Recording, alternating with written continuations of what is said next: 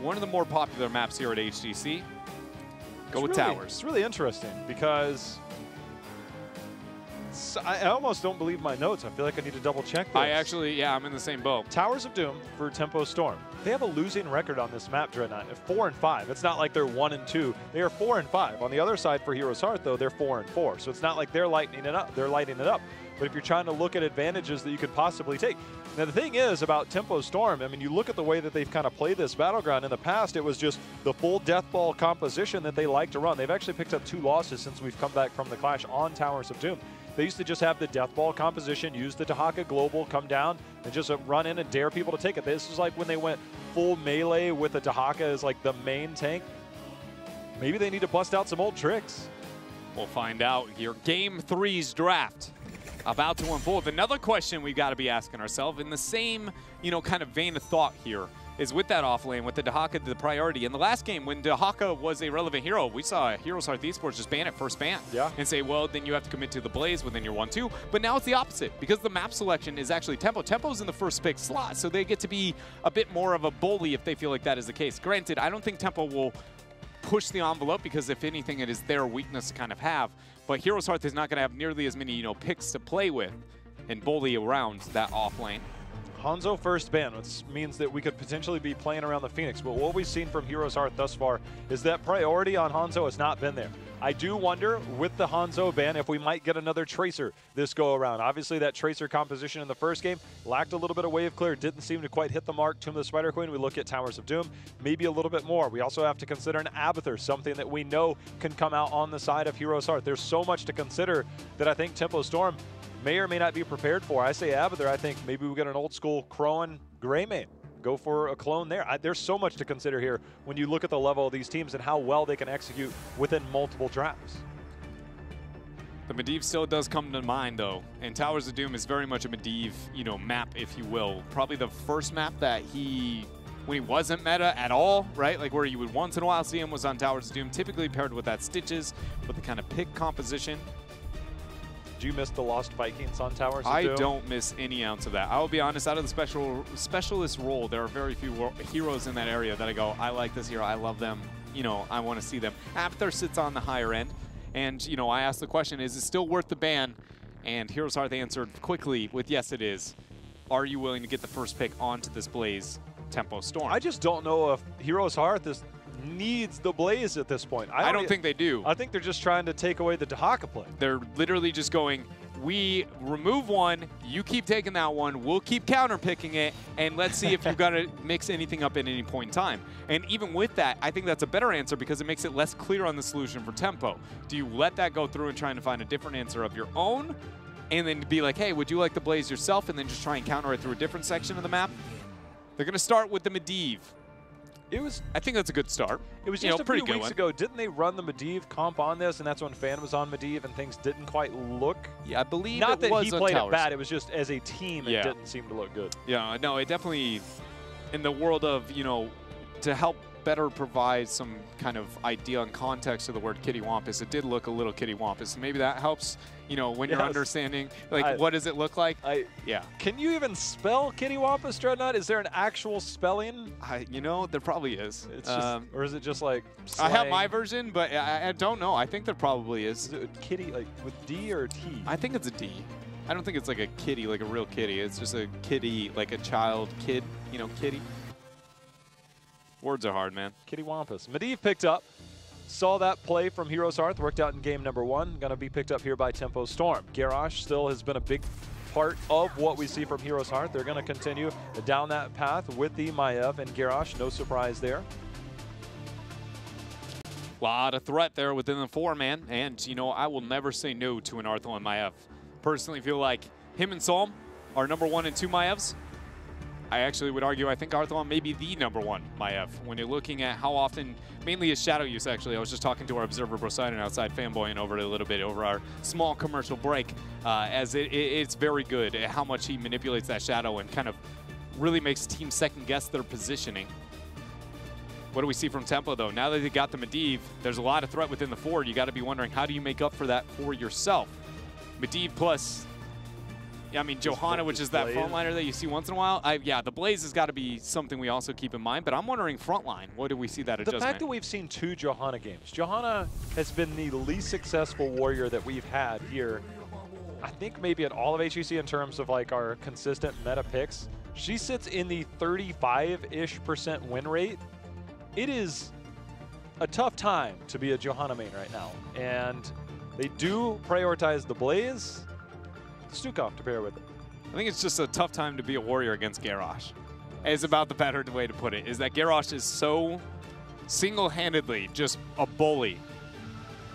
Like, you understand why the Johanna is picked, right? But at the same time, you look at other warriors, like the Tyrael that we haven't seen, and if you were saying, all right, well, we have no CC, look over at Europe. They're playing a lot of a Nubarak right now to kind of deal with that. And I feel that there is some counteractions there that could potentially come in.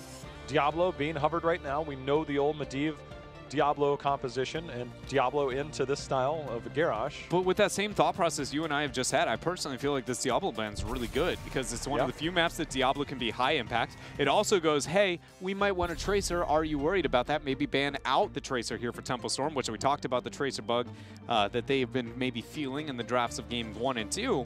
I feel like from beginning ahead, it incentivizes that Johanna, which Johanna, normally when you have a Medivh composition, you kind of go, are we struggling for damage? But then when you put the Johanna with it, then you go, yeah, well, boys, we're a double warrior composition with a Medivh, and unless you have an insane hyper carry, and as it currently stands, other than Phoenix Hanzo, there's hyper carries may not exist, which, by the way, Phoenix, hello?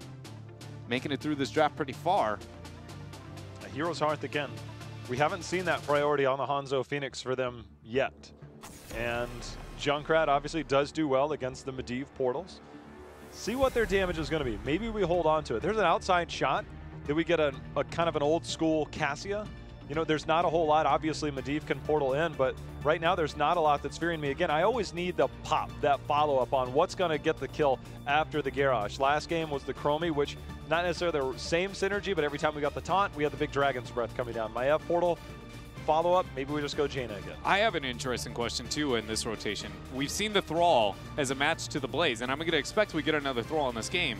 But if that is the case, do you pick it here or do you leave it vague as the last pick and maybe want to get the adjustment? Because normally I'd be like, with this new flexing pick, you want to see everything, make sure there's not a hole, especially when you've shown the pattern of interest in the Thrall. But at the same time, the backliner, I think keeping that vague and being reactionary to everything on the side of here Tempo Storm will be more advantageous for them. It's just whether or not you want to take the risk of that squishy and committing to that Thrall at this point in time. Or, you know, back out and go a different direction. Don't have to take it as an offlaner. They still save the Thrall. Offlaner is now, no. Oh, no, you're right. Their offlaner is now ETC. It's like, wait, I know, trust me, I'm as surprised as you are, but now this is a very heavy melee composition. But now let's put 2 and 2 together. When we look at the last 2 maps, Dragonshire, Tomb of the Spider Queen, right? What is Thrall? We've seen Dahaka be banned out, bait into the Blaze in both of those games. The only other matchup that we originally heard when Blaze came out as a trade-up was Wubby still going, yo, my ETC, it can body any Blaze in 1v1, right? Well, you ban out the Dahaka in this game, it's the only global in the offlane remaining is the ETC with an advantageous 1v1 trading matchup. This is clever on the side of HeroesHearth Esports. Originally, it's like, wait, where's the Thrall been? But now that I think about it, it's like, oh, that's actually pretty apparent why we don't want to see that Thrall here. I'm going to dig one step further. All right. This is very far down the line. But, you know, one of the bunker changes that came in, as well as the cooldown reduction, was the fact that they had a 1-second cooldown now to where you could re-enter. Normally, you could kind of play around that, bait out some of the abilities. You see the power slide, something along those lines. Now you've got to step out. We're going down the Varian route. We're going Johanna, Varian. We get a Phoenix on the back end of this. This is very surprising to me. And now I look at this. Stage Dive Dreadnought is very appealing against this composition of tempo. Do they just Abathur support solo? It's a high risk at this point in time. I mean, I'm just saying, when you look at the variants, Stukov, Blaze, and Medivh, lacks wave clear. Phoenix is everything for this composition. The Abathur would not be worried about the early game pressure if they feel like that's a thing. I'm just saying HeroesHearth has done it multiple times, and it would be a situation where they would be able to apply a lot of the pressure they would like. That in mind, burst support and cleansing against a variant as starting as early as level 4, probably a must. Don't expect the Abathur to come out, but there is so little and so much into skirmishing and trading between the Medivh variant on the side of Tempo Storm. I'm looking for, you know, that kind of macro answer now for HeroesHearth. Sadly, because the support is the last pick, it's not going to have enough punishment. What do we got? Malfurion is available. The fact that they haven't committed to it. There's an outside shot of me that I don't know if we get a lot of Kharazim from BBJ, block party from ETC, potential Earth ally. Instead we keep it simple, keep the Rhaegar, makes sense. Have the cleanse and the burst heal. Like we don't see a whole lot of block party because once you finish your globe quest, you can AoE heal those around you. Gives you that sustain, especially in fights like this. But against the Phoenix, obviously slow auto attacks are very good to deal with. I wonder if this might be a block party game. Maybe. We don't see it that often just because the AoE healing tends to be pretty valuable. I think the one counter argument to that would be likely going to be off lane ETC, which is probably going to be getting globe on globe on globe, which then you look for that over the block party. If you're in the 4-man, then block party makes a lot more sense. Sure. I think that's the only reason why in this case I'd be like, but I think there is a definite argument with now Phoenix kind of coming in. Will we see more block party? Definitely getting a lot of value, you know, getting that AoE block out for the squad. These drafts, though, HeroesHearth is just, they're throwing every wrench that they possibly can into this to make life difficult. Very rarely do you say that somebody is drafting against Tempo Storm and making Tempo Storm's life hard. Yeah. We've now seen 2 Johannas and now a Variant. Is that going to be enough for Tempo Storm, Dread? And we've seen 2 times a Thrall into a Blaze that worked out really, really well. Now the question is in Game 3, is the ETC there for McIntyre going to be enough on that side lane? We find out here on Towers of Doom. I will say, though, as I said in the draft, always exciting whenever we get an Arthalong Maiev. Just the amount of control that if they can get any type of follow-up, and if we get the ETC stage dive from the backline power slide back to safety, and you get that type of combo, I mean, Tempo Storm might be in for a world of hurt, or they just sit there and be like, we'll turn it around, and this laser that's ripping through 3 to 4 people all in one area, it's going to work out really well. Clash of the waves here, number 1. Who pulls out on top? McIntyre not able to connect there with that power slide. Bit of punishment coming out from the other end, but nobody going to gain anything. Rotational advantage here for HeroesHearth. Look at immediately. They send Garrosh for a 3-2 split within the laning. Are they going to... Oh, man. Ishbu comes back here to accent the 4. I was just like, why do we see this kind of commitment without any damage potential up there? But we'll see if they end up committing more towards maybe Glarong as the game moves on. I'm just trying to wrap my head around the Varian pick. You know, we haven't seen a lot of success with it so far. It's not to say that it can't be had. We're looking at very different variants, still pretty new in terms of what we've seen so far. But in this composition, I'm not sure where I see it. I will say I'm not going to be able to support, you know, and give you some insight that's going to be that much better. The only 2 things I had to really add is, number 1, Kato's been repping it on stream quite a bit. Number 2 is that Kato has also been cool with Varian before the rework in situations where your average frontliner may not be okay with it. So, in my opinion, I look at this and I go, Varian got changed, definitely better than he was before. Tempo Storm seems like they would be the team, especially Caterpillar, to be willing to adventure into it a little bit more. I think this is probably one of the better variants we've seen picked. I would still say I adore Simplicity's decision-making with the double wave clear backliner into that a lot more than that of Tempo Storm here, but by no means is it that big of a setback compared to what we can typically see. Maiev going top. They're trying to see if they can get that. Just kind of watching the minimap, you can just tell when you see that Blaze icon move at a very smooth pace. You know, he got the jet propulsion out and didn't kind of hit the body blocking hero, and it's like, all right. This value out of the bot lane, though, Dreadnought, pretty significant. All because of the advantage there that you see the Blaze have off in the off lane. And also, we talked about, you know, having McIntyre there on the ETC is going to be effective within that side lane, but it's only impactful post 7. Do you even become a relevant healer or hero typically, no matter what 7 you end up moving into, whether it be the Echo Pedal or a clear on W? Actually saw Maiev had leashed. I was watching the minimap. Maiev had leashed the sappers in that top. It's going to require multiple people to go up there. Put the totem down, give yourself a little bit of vision to make sure nobody comes in. There's going to be the portal directly, and there's going to be the taunt onto Jaina. The heal not going to be enough as Fan comes in, and that's all. Despite having the totem down there, the Medivh portal closing the gap a bit too much. That is why Varian Medivh, ladies and gentlemen, used to be one of the highest, you know, threat combos that existed. The gap close into that lockdown with that taunt. See if Tempo can continue that success here. ETC is going to start the top left. Phoenix secures the bottom shrine. And look at this. Ishbu out a little bit too far. Nice and dominable. Able to make it out. Going to get a little bit of core health lead here as Tempo Storm channeling 2 out of these first 3, especially after that pick. And now, see if we get another one. Hearthon going to go ahead and use that blink out.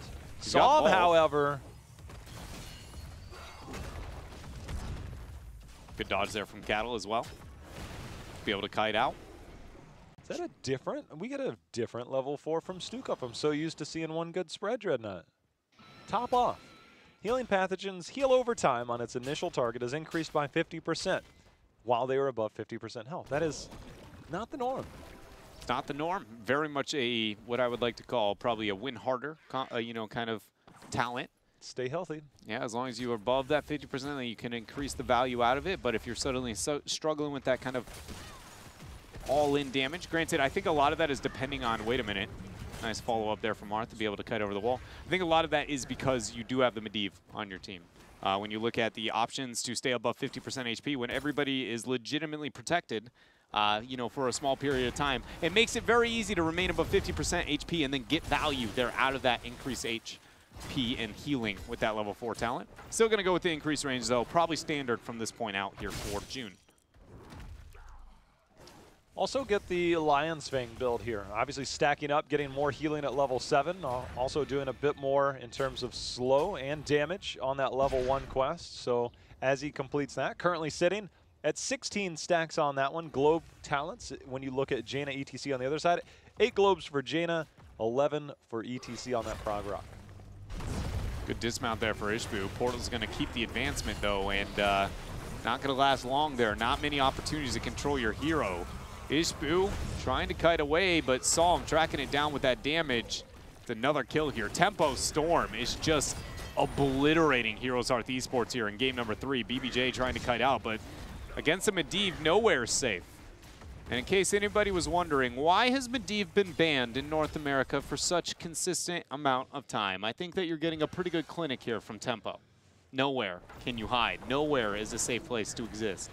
They're just, HeroesHearth seems to be overstepping their boundaries. The first time, obviously, it was just a really good play, dive in under the fort. But that time, HeroesHearth was pushed out very far, and then obviously BBG actually went back in for the bite.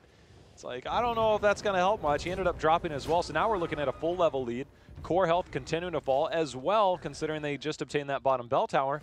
It's 5 additional shots, making it 27 core health left. BBJ could be under assault again.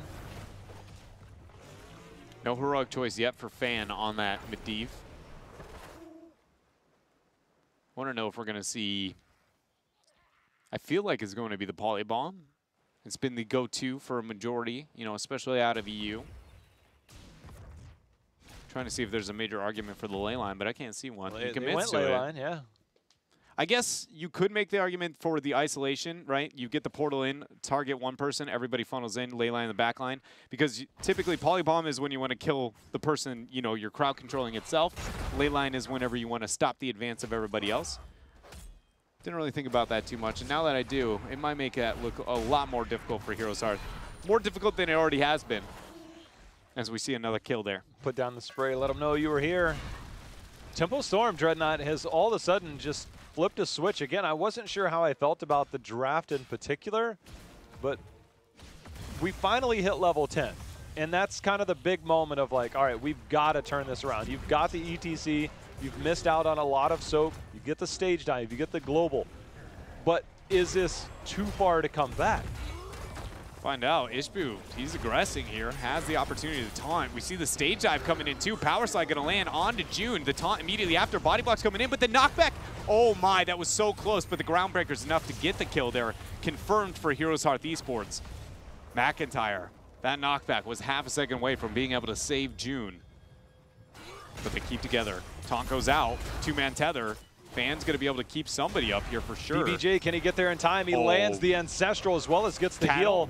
Cattle gets taunted, but Psalm, he's got his eyes on Arthlon.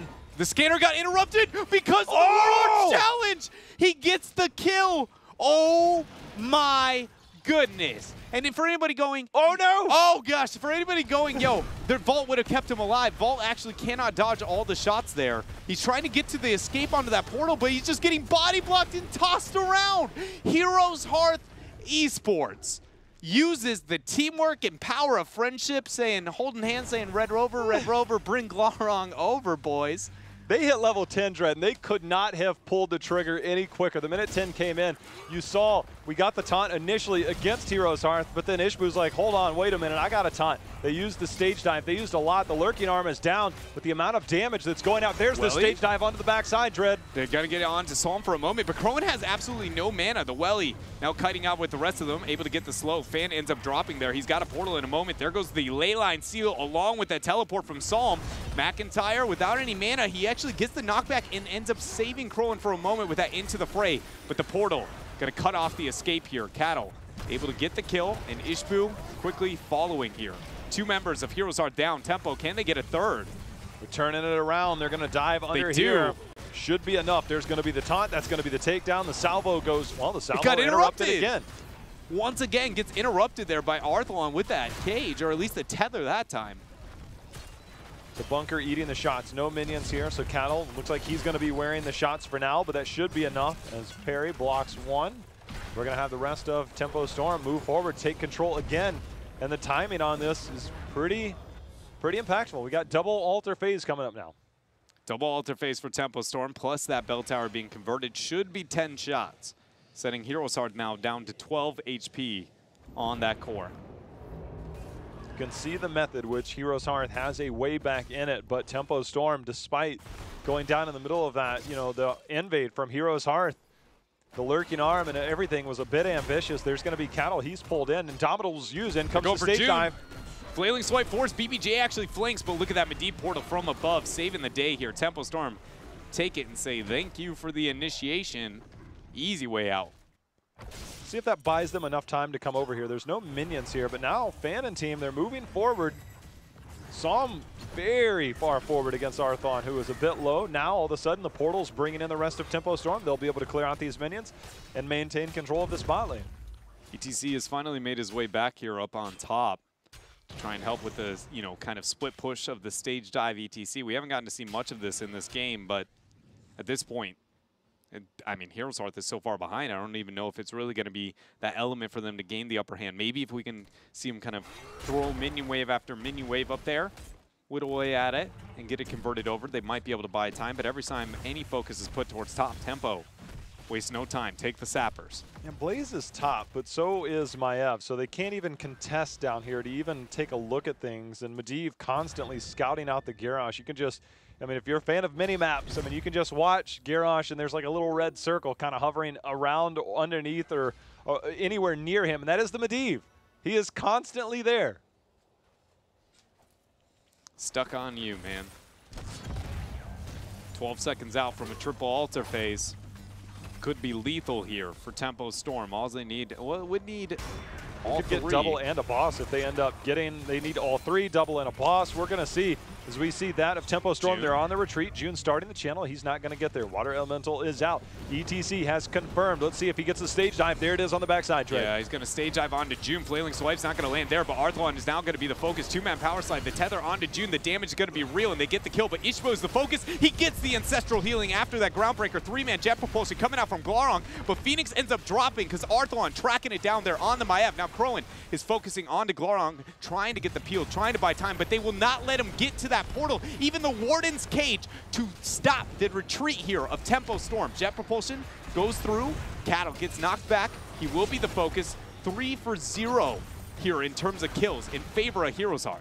They're still turning it around somehow, some way. They stay within this, but only 4 core health left now. 1 slip up from here on out, Dreadnought will be game in favor of Tempo Storm. You lose 1 member, you lose 2, they just make a play for the boss. You can still be 1 channel away as well. You've got Leyline that could potentially be coming there. Taking away one of those win conditions, we're going to see the boss picked up here, or at least attempted. They're actually going to fall off of this. Bottom belt tower will be converted back into their favor because of this ETC. Over this next minion wave. That Leyline cancel him out. You hop on that boss channel. It's like, oh, wait a minute. I think we just lost. Not willing to commit to it. It's going to be tough, though. If HeroesHearth isn't willing to force this boss with the 16 advantage, what are they willing to force with the temporary 16? The answer is probably nothing. And with that, then Tempo Storm, the control they have over the map right now. Luckily for HeroesHearth, in this game, there was only 1 altar spawning on the bottom half.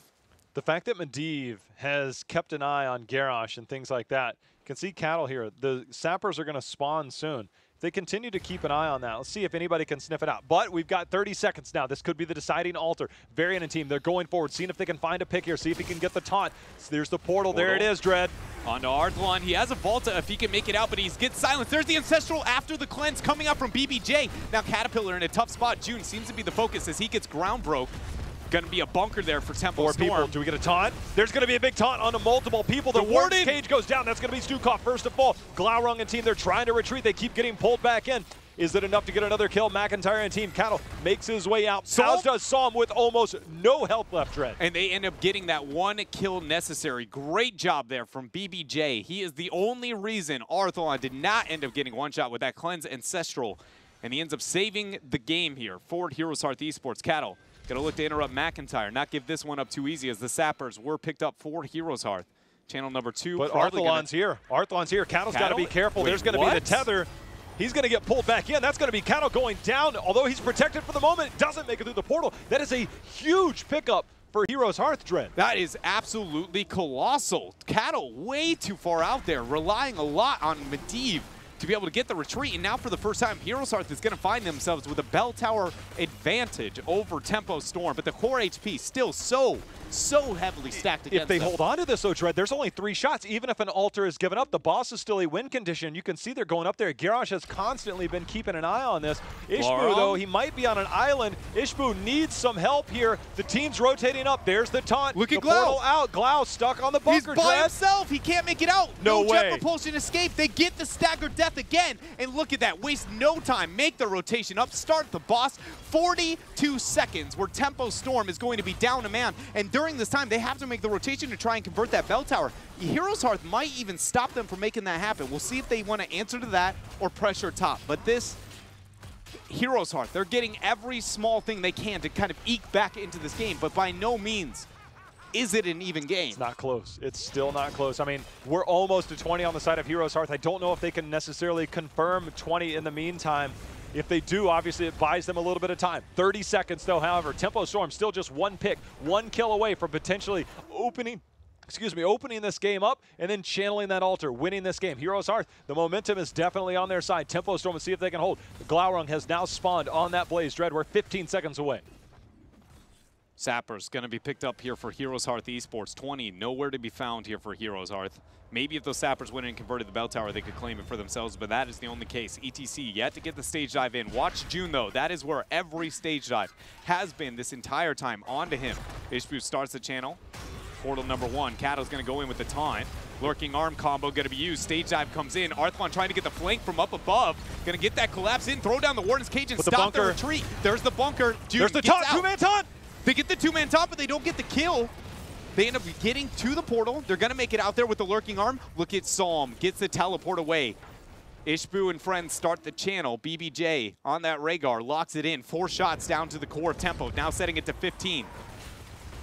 Sappers go in. The bell tower about to go down. Arthlon baited that out, uses the vault.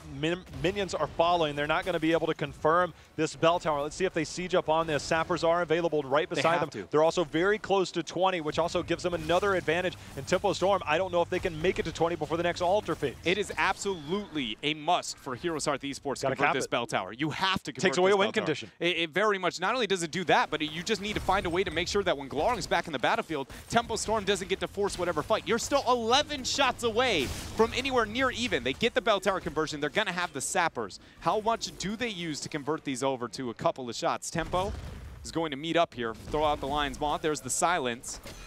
Yeah, but Cattle, he's got to be careful of this position. The slow Ishbu could easily go. That's 3 Sappers across. We're down to 12. We're talking 5 on each altar. Double altar phase here next. You can see on the minimap, Phoenix and Blaze have prioritized now the top lane. See what HeroesHearth can do in the meantime. Again, 2 levels up, Trent.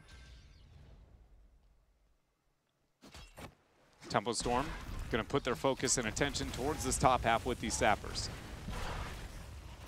Not going, only 1 here towards the conversion over this. Phoenix scouting out, or excuse me, not Phoenix, but Medivh scouting out the rotations of everybody on the side of HeroesHearth up towards those 2. 27 seconds, and we're going to have those double altars. Well, they've got their eye. If they get the pick here on the McIntyre, here they come. Medivh going in. Oh. McIntyre senses it. He's out.